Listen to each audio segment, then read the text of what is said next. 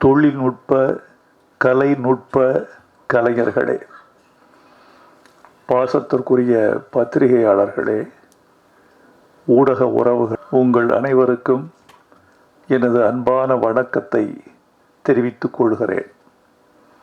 ஒரு 465 கிலோமீட்டர் சாலை வழியே பயணப்பட்டு கலைத்துறையில் தமிழ் இன உணர்வோடும் மொழி உணர்வோடும் இயங்குகிறவர்கள் சிலர்.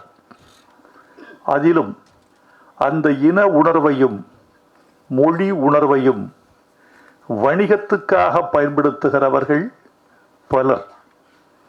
அந்த வணிக நோக்கம் இரண்டாம் பட்சமாகவும் லட்சிய நோக்கம் முதல் பட்சமாகவும் திகழ வேண்டும் என்று தன்னை அர்ப்பணித்து கொண்டு அதற்காகவே தன்னை கரைத்து கொண்டிருக்கிற இயக்குனர் நான் கௌதமனை கொண்டாடுவேன். அதனால் கௌதமன் வெற்றி பெற வேண்டும், அவர் படைப்புக்கு அவர் இட்டிருக்கிற உழைப்பு கொண்டாடப்பட வேண்டும் என்பதற்காக நான் வந்திருக்கிறேன். நான் இந்த விழாவில் வந்து பேசுவதனாலோ அவர் பெருமைகளை இங்கு உச்சி புகந்து உகந்து பாராட்டுவதனாலோ இந்த படத்திற்கு பெரு வெற்றி கிடைத்துவிடும் என்று நான் நினைக்கவில்லை. இந்த படத்தின் வெற்றியில் எனக்கும் பங்கிருக்கிறது என்று சொல்லிவிட்டு போகவே நான் வந்தேன். மற்றபடி ஒரு படத்தின் வெற்றி என்பது இந்த மாதிரி விழாக்களால் தீர்மானிக்கப்படுவதல்ல. இந்த மாதிரி ஒரு பத்திரிகை சந்திப்புகளால் மட்டுமே தீர்மானிக்கப்படுவதல்ல. இன்றைக்கு திரைப்பட உலகத்தினுடைய நோக்கும் போக்கும் ரொம்ப துன்பப்படுகிற நிலையில் இருக்கிறது என்பதை நீங்கள் அறிவீர்கள். எனக்கு முன்னாலே பேசிய தயாரிப்பாளர் நண்பர் ஓர் அழகான கருத்தை சொன்னார். 200 படங்கள் வெளிவருகிற பொழுது 10 படங்கள் தான் வன்முறையற்று இருக்கின்றன என்ற கருத்தை சொன்னார். இன்னொரு கருத்தையும் அதன் உட்பொதி பொருளாக நீங்கள் சொல்லி இருக்க வேண்டும். அதை நான் சொல்கிறேன். 200 படங்கள் வந்தால் 10 படங்கள் மட்டும்தான் வெற்றிக்கு பக்கத்தில் இருக்கக்கூடிய படங்களாக இருக்கின்றன என்பதையும் நீங்கள் சொல்லி இருக்க வேண்டும். அதற்கு என்ன காரணம் என்று நீங்கள் யோசித்து பார்த்தால், படையாண்ட மாவீரனுடைய கதையையும் திரைக்கதையையும் வாழ்வியலையும் அதன் வெளியீட்டையும் நீங்கள் தொடர்புபடுத்தி அதை உணர முடியும் என்று நான் நினைக்கிறேன். சரி, உங்களுக்கு நன்றி. முதல்ல நான் ஊடகத்துறை முன்பு இந்த நிகழ்வு நிகழ்த்தப்படுது. கௌதமனுக்கு நீங்கள்லாம் உதவணும். நான் அந்த இடத்துக்கு வந்தது அதுக்காக தான். ஒரு பணம் பண்ணுறதுக்காக தவிர ஏதோ ஒரு சினிமா செய்யணும், நம்ம புகழ் பெறணும்னு வராங்க. அப்படி திரைத்துறைக்கு வந்தது இல்லை கௌதமன். கௌதமன் ஒரு தமிழனாக இருக்கிறதால தான் அவன் சினிமாவை தேர்ந்தெடுத்திருக்கான்.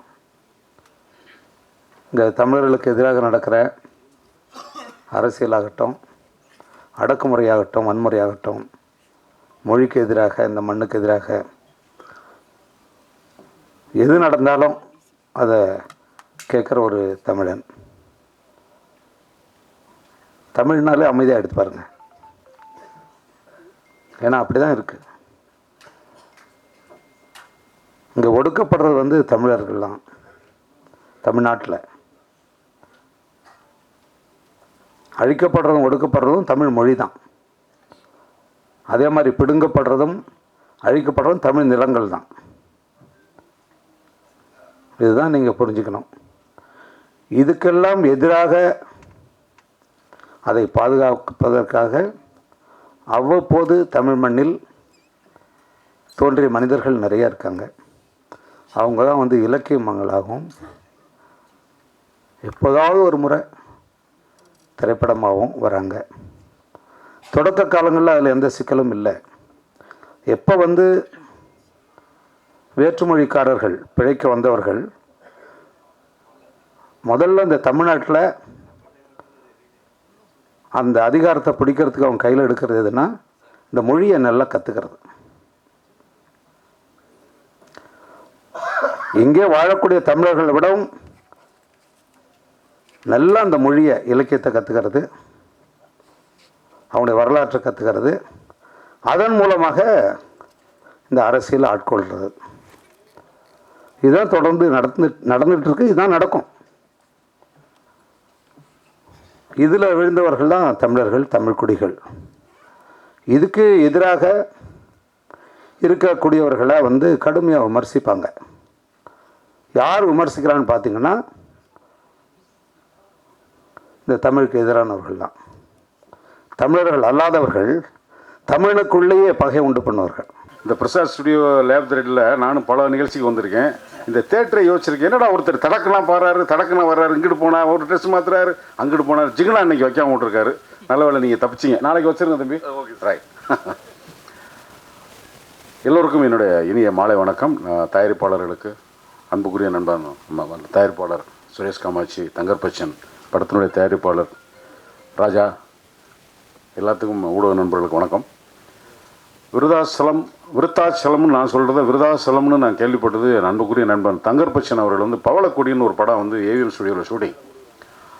அப்போ தான் எனக்கு தங்கர்பச்சனை ஒரு நண்பர் அறிமுகப்படுத்தினார். அவர் கேமராமேன் ஒர்க் பண்ணிக்கிட்டு இருந்தார். நான் அங்கே வேறொரு படத்துக்காக போகும்போது அவர் எனக்கு விருதாச்சலம் பார்க்குங்க, விருத்தாச்சலத்தை விருதாச்சலம், இந்த மண் வாசனைங்கிறது, இந்த முந்திரிக்காடு, இதை பற்றி அவருடைய எழுத்தும் அவருடைய பேச்சும் தான் எனக்கு முதல்ல அறிமுகம்.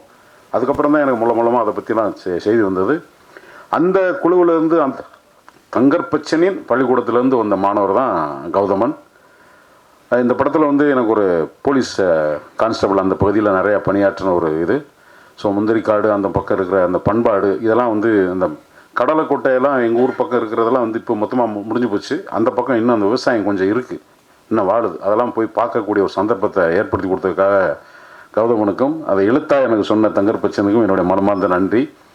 ரொம்ப பெரிய போராட்டத்துக்கு அப்புறம் ஒவ்வொரு நாளும் எனக்கு அழைப்பு விடுத்து ஒரு நிகழ்ச்சி சொல்லும்போது அவருக்குள்ளே இருக்கிற கொதிப்பு, அந்த வியாபாரம், ஒரு தயாரிப்பாளரை என்னென்ன படுத்துங்கிறத புரிஞ்சுக்கிட்டு என்னுடைய மனமார்ந்த வாழ்த்துக்களை தம்பி கௌதமனுக்கு. நீங்கள் வெற்றி பெறணும். உன்னுடைய உழைப்பும் உன்னுடைய உண்மையான ஈடுபாடும் இந்த படத்தை அடுத்த தளத்துக்கு கொண்டு செல்லணும். அதுக்கு ஊடகங்கள் ஒத்துழைக்க வேண்டும் என்று கேட்டுக்கொண்டு முடித்துக் கொள்கிறேன். நன்றி, வணக்கம். நன்றி. அடுத்ததாக ஒளிப்பதிவாளர்